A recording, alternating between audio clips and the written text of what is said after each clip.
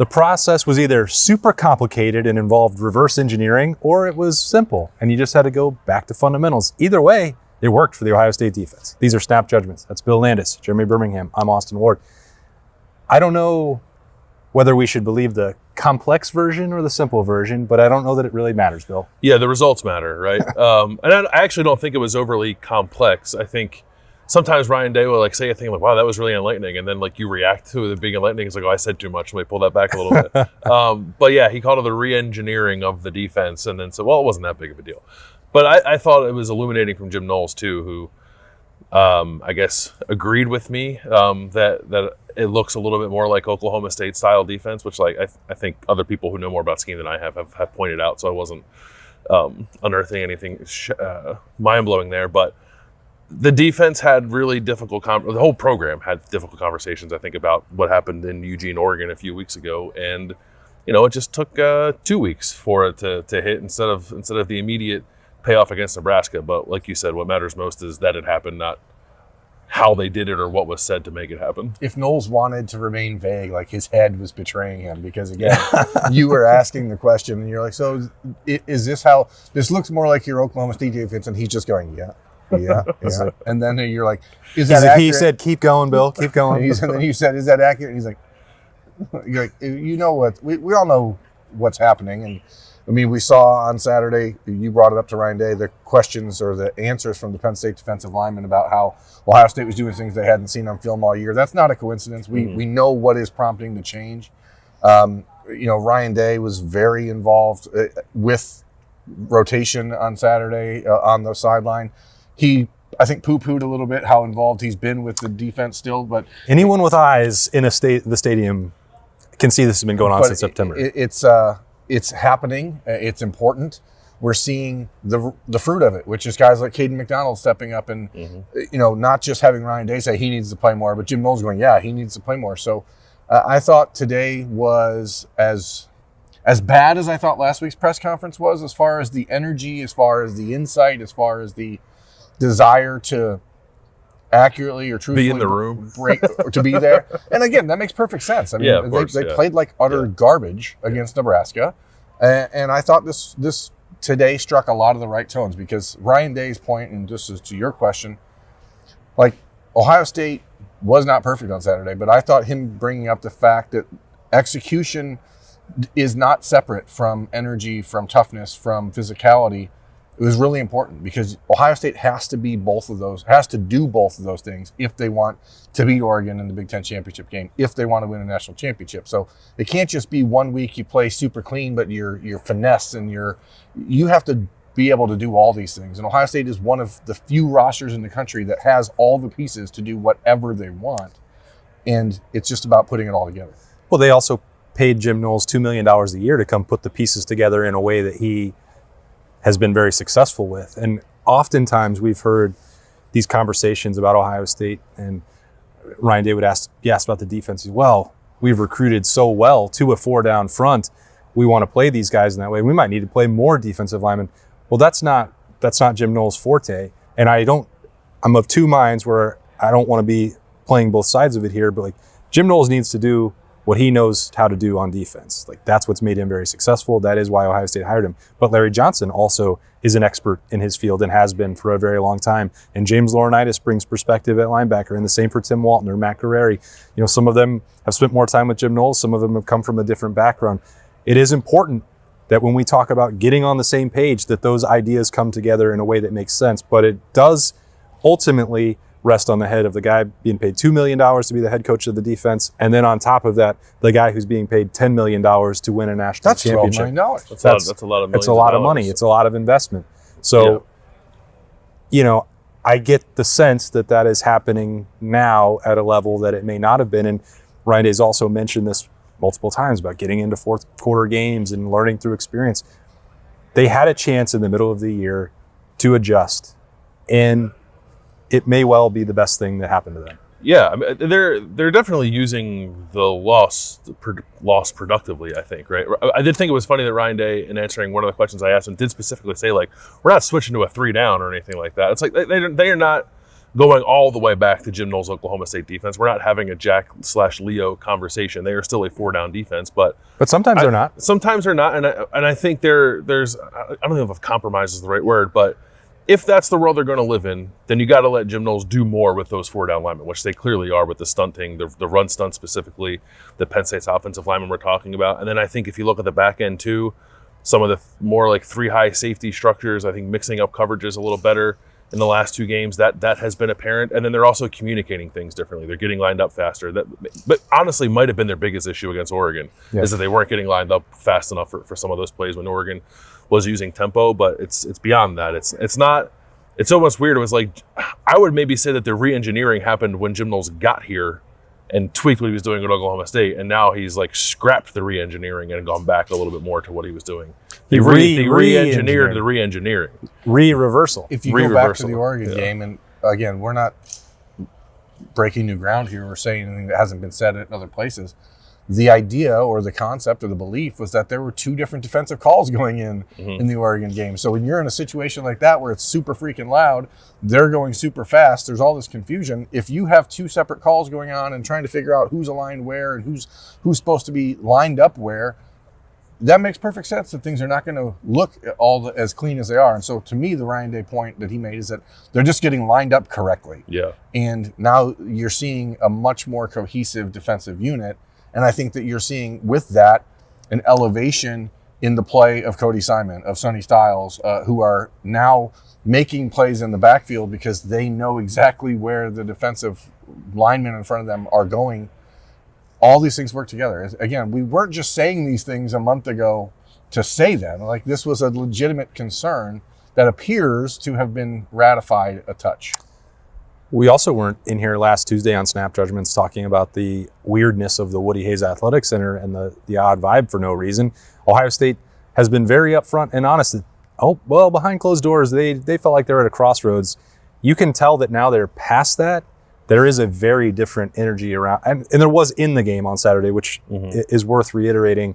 And I thought there was more collaboration going on between offense and defense. Zach Morin talked about that on the Bourne Blitz on Monday from what he saw at Beaver Stadium on Saturday. But like the way that they are approaching this Purdue week obviously is not the same, the level of competition. But I think if they have found something about the way to approach business and which maybe they've been too business, maybe that's not the right word for it, the way to approach the game and to enjoy it a lot more, if they can sustain that, then they might be onto something. But it feels a lot different in here today than last week, and I know that not everyone likes when we analyze that situation, but that's just a simple statement of fact. Yeah, I mean, and they play better. People feel better when that happens. I did think, you guys can correct me if I'm wrong, I don't remember Ryan Day ever going out of his way so much to bring up the opponent like he was today. Opponent? Yeah, because usually weeks like this, and Ohio State's like a 38-point favorite, we don't ask about the other team. Even when it's a big game, we don't ask about the other team all that much. So Ryan Day, in the course of answering like 3 or 4 different questions, brought up Purdue, brought up the fact that how well Ohio State played at Penn State doesn't mean anything if they don't keep playing that well, which I thought was very telling about the mindset of this team now, which I think is what you were getting at. It's like, I do think they have landed on some things about how to progress moving forward and achieve their goals. But you got to do it against Purdue. You got to do it against Northwestern. It's interesting that they did it that way, because what has typically been the normal response from Ryan Day for really the duration of his career? Well, this week is only about us, you know. And I think that might be, I don't know. I can't say if it's right or wrong way to handle it. But if you're putting that attention that's solely on, well, if we execute, we're going to win the game, that might be somewhat misguided or misplaced. Now, it could be true because Ohio State has so much more talent advantage, but that could also get you into situations like Nebraska, where if you don't execute or don't bring energy, then things get weird. I felt towards the middle of last week after the Nebraska game more and more confident that Ohio State just said, screw Nebraska. The most important game on our schedule after the Oregon loss was Penn State. And I felt today a decided shift in now the most important game now is the next one. And I don't think that was the case after the Oregon loss. I think it was, we have to figure out what we need to do to beat Penn State. And I don't want to excuse what, even Will Howard said it today, that he felt like maybe they overlooked some things or took some things for granted. which is good to hear it audibleized. But I do think that there is a shift. And Ryan Day bringing up Purdue unprompted multiple times. They're like, oh, they're actually playing pretty well. They're not as bad as their record. They're not like I think is important because, Indiana's in 3 weeks. That's going to be a huge game. But you can't go into this Purdue game thinking you fixed everything and then go out there and not bring your own energy, which is what Will Howard said also. Like, they've realized on Saturday on the sideline, hyping each other up and being there to support the other side of the ball. Like, you have to do that. Like, the crowd, especially at Ohio Stadium for games like Purdue at noon, are not always going to be the originator of the juice. You gotta juice yourself. That's juice man. That's a juice man. Can we? Have I ever said before? Please. I was going to make a really inappropriate joke. I want him to take us out. He led us there. He can take us out. Have I ever mentioned how much I like listening to Will Howard talk? No, I think you say it on here often, and you also slack us as he's talking. Dude, I just love the kid. I don't think people, and if you haven't watched the full press conference, you should go back and watch what these people say themselves so you can tell us if you think we're crazy for what we're intuiting from it. They're going to do that anyway. Don't encourage it. When you listen to Will Howard talk, the sincerity, the intelligence, the thought that goes into every answer, the honesty that goes into every answer is so rare. It's so rare. And I felt like there was a chance Will Howard was going to emerge as a guy that everyone's like, that's the perfect guy for this Ohio State team. And more on the field and off, I think he's just the absolute perfect fit for this Ohio State team. You can tell, and usually it's been younger guys, so maybe that makes sense. Like, you've been able to tell in the past when all of this has been somewhat overwhelming for whoever QB1 is, right? And I've never felt that from Will Howard. No, I'm overwhelming. Guy's a pun machine. What is he doing? I don't know. He's got some different juice this week. He does. I really enjoyed the conversation. Yeah, I really enjoyed the conversation about the mistakes Will Howard made. By the way, he said on the interception that he thought it was man. Penn State did a good job of disguising the fact that it was zone, and he should have just moved off of that and thrown whatever the backside dig concept was there. But like his ability to move off, like he told like a 3-minute story about when he was at Kansas State and he threw an interception against West Virginia as a freshman, and then he threw 3 picks in that game, and then as a junior he threw a very similar pick 6 to start that game, and then he just handled it much differently, and ever since then he's felt like he has had a pretty good handle on how to bounce back from a bad play, and I think that's been on display all year, right? He hasn't been a perfect quarterback. He's definitely had some head scratchers, but he hasn't had a game full of them because I think he is just scarred a little bit from doing it. He got thrown into the fire as a freshman at Kansas State. I think people maybe forget that sometimes, but he was not ready to be the quarterback there. But I think not he's exactly a quarterback development factory much either. Better player Who's now Georgia's because of that. Who's Georgia's quarterback? Yeah. Carson Beck, the interception machine. That guy's thrown 3 interceptions in 3 games this year. He this is what Will Howard was talking about today. Like, he knows, he's confident because he has the best supporting cast in the country around him. We were talking on Saturday night after the game, and Carson Beck had thrown another 3 interception game and won for Georgia. And they won despite Carson Beck. Back-to-back weeks, he's thrown 3 interceptions and they've won. And it's the first quarterback in like 25 years in the SEC to do that. Mm-hmm. Like, you can make mistakes as a college quarterback if you have a great team around you. Now, you don't want to make that a habit. Maybe not that many. You don't want to make that a habit and feel like you can make that many mistakes and win as long as you're playing a Billy Napier coach football team. That doesn't hurt. With no quarterback. But I just think we're getting way off track here. But I just think people who are like in any way still not sold on Will Howard, I don't know what the guy has to do to get you there. I think people that have watched the podcast or Snap Judgments know that we think Ohio State struck gold here. But there is another part of this conversation that is worth having, which, I asked Ryan Day about, the 2 deep shots. Those are just a fraction off, and I don't think you put them solely on the quarterback, but ultimately that's where the conversation is always going to go. The ball to Carnell needed to be out sooner, and it might have been a touchdown. Jeremiah Smith on that throw, was surprised, as deep as the safeties were playing, that the ball was still thrown his way. He had kind of stopped. But if those 2 throws are made, and if you have the pick 6 and you have not great ball security going into the goal line, and a perfect punch for Penn State, you can give them credit for the scheme and for the execution on the 2 turnovers. But those are 4 plays that could have turned it from a nail-biting fourth quarter into an absolute Ohio State blowout. So if I'm not bringing them up to say that can be a concern, because Will Howard said he didn't play a perfect game, And he's excited because he can still play better. And that's true as well. I think it's a matter of perspective. If you want to think that that's a glass half full or half empty for Will Howard in Ohio State right now, that's going to be up to anyone else to decide. I think the bounce back from those mistakes, that they were all in there and Will Howard still had this team in position to win a game when we all know the difficulty of going to Beaver Stadium, how good Penn State is. I guess I'm half full on that. And then the leadership part, that's the full glass of juice. Yeah, I don't think we've seen Will Howard, and Bill, you brought up this point on the Tuesday morning podcast daily, but he doesn't seem to make the same mistake twice. And you're going to learn from what happened at Penn State. And I think the best thing about a kid is that he learns it in real time, and he learns it as it's happening. And that's all you can ask for a college quarterback. Like, he's not an NFL starting quarterback for a reason. Like, he knew he wanted to come back and go to quarterback finishing school. And if he is not infinitely better than you thought he was going to be at Ohio State, then your expectations must have been insane. Infinite's a lot.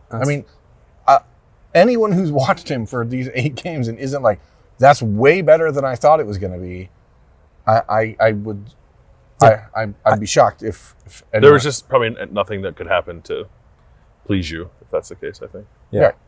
All right. Well, that's again, I'm going to keep talking. The fourth down play, the 4th and 2 play to Jelani Thurman. I ran that play back in my mind a dozen times over the last couple of days. And this is not to besmirch any quarterback who may have played here a year ago, right? But let's say that there was a different situation. Who could that be? Do you see that play ending in a completion or a fumble falling down 12 yards behind the line of scrimmage? It's definitely ending in a sack. Whether or not there's a fumble combined with it, it's hard to say. But no, that is he paused. Was that Bill Carter? Was it not Bill Carter? He paused and froze him and ran around them. Yeah, like that. Will's a pretty good athlete. I know sometimes some of his runs don't always look that way, but he does have a decent amount of athleticism to him that I thought was on display there. I also thought it was very interesting that Ryan Day said that ball to Thurman was the last read in the progression, and a progression that Will Howard never had to get to at any point during the week of preparation. And then they found that he and Jelani Thurman both figured out a way to execute it, which I think speaks highly of the pair. That play too, I didn't notice it as I was watching the game. I was rewatching it on Tuesday morning. Jeremiah Smith at tight end again. Twice they've done that, and both times they've not been able to get him the ball. Yeah, but I bet they tried. It's almost like people are noticing if he's. Yeah, I don't know. Spot. 2 people ran with him, so I don't know. I think the cat's out of the bag on that one. Here's the deal: there's no place you can line up Jeremiah Smith that people aren't going to notice. Berm has one more thing about Will Howard that he's going to get to. We're going to save that for 3 things on Thursday because it's a thing you're going to want to hear for sure. Oh my goodness! But there is some injury updates sort of going on. Yeah. We haven't even talked about the offensive line. I know. Well, that's what we're going to get to. Zen Michalski's he is unlikely to play again on Saturday, but Ohio State was not planning to change anyway. Donovan Jackson will remain at left tackle. Carson Hinsman will remain at left guard. Tyleik Williams, seems like everything is fine there. Bill and I speculated earlier on Tuesday, maybe you lighten that snap count on Saturday against Purdue if you can. Caden McDonald's on the rise, but it doesn't sound like that's any kind of long-term situation or even short-term that Tyleik Williams should be ready to go back out there. We don't know for sure. We'll keep an eye on Will Kazmarek coming off the field on Wednesday. He's not out for the season. We saw that the sling was gone last week, so what progress he's made, and that's pretty much it, right, Bill? Yeah, that's it. We actually maybe should have asked about Will Kazmarek. We didn't. Maybe it can be on the docket for Wednesday night with Ryan Day, just what the progress is there. Yeah, did not seem like anything overly concerning with Tyleik Williams. I guess to our conversation earlier, I wouldn't be surprised if he doesn't play against Purdue, if only for load management, give him a rest kind of stuff. But it's if they were playing November, everyone's day to day. If they were playing Penn State again on Saturday, Tyleik Williams will be playing, I think. Did you get the explanation / answer / rationalization about Carson Hinsman and his lack of playing time earlier in the season that you wanted, as he is now the left guard for Ohio State? Yeah, I thought that was a pretty good description of the situation, that he had the illness in camp. They liked him at center in camp. They thought about him at guard. He definitely played some guard. We saw some of that, but they thought coming out of camp that Tegra Shabola gave them more at guard, and obviously Austin Sareveld had been playing well too. So they just kind of kept Carson Hinsman at center, which is why whenever he came into the game, it was at backup center. And then they had to reshuffle the deck, after the injury to Josh Simmons and then the subsequent injury to Zen Michalski to get Carson Hinzman comfortable playing guard. So I think all of that makes sense. I thought the intimation that essentially they were using this year as a way to prepare Carson to be the center next year from learning behind Seth McLaughlin and actually watching a veteran center and how he handles things was really important because I don't know that we've had a clear grasp of what the intention was moving forward, not just with Carson Hinzman, but it that opens the door for a lot of questions about Josh Padilla and Luke Montgomery and where they go. So it seemed clear that, Ryan Day evoking the name of Luke Whippler to say, hey, Carson got kind of screwed a year ago and we're trying to fix it, which is what I took out of that. Yeah. Does at least shed some light on where they're thinking down the road for Carson. So, maybe he plays so well at guard that you change things again at the end of this season, but it seems like the intent is still at least to have him be the center of this team moving forward after this season. At least if they haven't moved on from that idea, right? I do think we'll see how this year ends. If he's rocking and rolling at left guard, I might just keep him there. Well, especially because the other option, again, is Luke Montgomery or who can play center. Well, it's also a situation where Ohio State has now created more depth at center and given themselves more options, where last year was Carson, here it is, and you better make the most of this right now because there's no other reality. They're not going to move Matthew Jones. They could have, but they were unwilling to make that move. They wanted to keep the guard rotation where it was. This team now has a bunch of moving pieces that it could, not just for next year down the road, but part of the reason they've been able to survive right now in the midst of the tackle losses is because those guards have been buying into the system, continuing to work hard. Carson Hinzman is the perfect example of that for me. At the end of last year, you're benched in the Cotton Bowl. You don't play at center. You go through spring. Ohio State has brought in somebody else from the transfer portal. Very easy to check out in that situation. He doesn't. He goes through. He's an Iron Buckeye. He's putting himself in position. Another bit of adversity. Doesn't have anything to do with him. And could have continued to check out and say, I don't want to play center, or I want to play guard. I want to get on the field. Whatever. I think that if he was fully invested in this plan, that you're going to learn as the backup, and we still believe in Carson Hinzman, but that's not until 2025. And for him to say, cool, I'll do that, kudos to him. Yeah. I thought that it was just a very enlightening discourse on the thought process that went into that. Because, I don't know if I was Donovan Jackson, if I would have been voluntarily moving to left tackle in that situation because of how difficult that matchup was as your first time playing that position in college. You did play it in high school, but to be put into that spot against Abdul Carter, knowing that you have a whole body of work for the NFL to say, hey, I'm a guard, I'm an interior guy. And now it's oh, by the way, last 4 weeks of your senior season of college football, you're playing a position you've never played, and you could completely tank your draft stock. I think it's more likely to help him than Probably. not. That's but it could have. Saturday could have gone a whole lot worse. Absolutely, I understand completely.